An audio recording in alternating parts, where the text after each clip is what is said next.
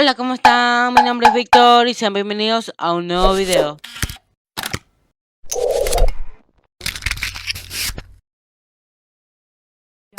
En este video te estaré enseñando cómo hacer un texto estilo cómic en Photoshop. Para eso vamos a ir a archivo, nuevo. Yo en anchura le voy a dar 1280, en altura 720, en resolución 72. Ahora le damos en crear. Ahora vamos a ir a la herramienta de texto. Yo voy a estar utilizando una fuente llamada Badaboom. Te la estaré dejando en la descripción. Y escribimos lo que queramos. Con control T agrandamos y centramos. Ahora vamos a ir a opción de difusión. Vamos a ir a trazo. En tamaño le vamos a poner 5 píxeles. Y cambiamos a un color negro. Ahora vamos a ir a sombra interior. En modo de difusión le vamos a poner superponer con un color negro, opacidad en 68%, en ángulo le vamos a dar 108 grados, en distancia le vamos a dar 7 píxeles, en retraer le vamos a dar 0% y en tamaño le vamos a dar 0 píxeles. Ahora vamos a ir a superposición de degradado. En modo de difusión le vamos a dar superponer,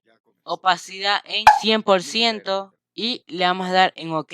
Le vamos a dar clic derecho a la capa del texto y le vamos a dar en convertir objeto inteligente. Ahora vamos a ir otra vez a opción de difusión, vamos a ir a trazo y le cambiamos el color a blanco. En tamaño se lo vamos a cambiar a 4 píxeles. Ahora otra vez le vamos a dar clic derecho y convertir objeto inteligente. Vamos a ir a opción de difusión, vamos a ir a trazo. En tamaño le vamos a dar 10 píxeles con un color negro. Ahora vamos a ir a sombra paralela. En modo de difusión le vamos a dar en normal con un color negro. Opacidad en 100%. En ángulo le vamos a dar 108 grados.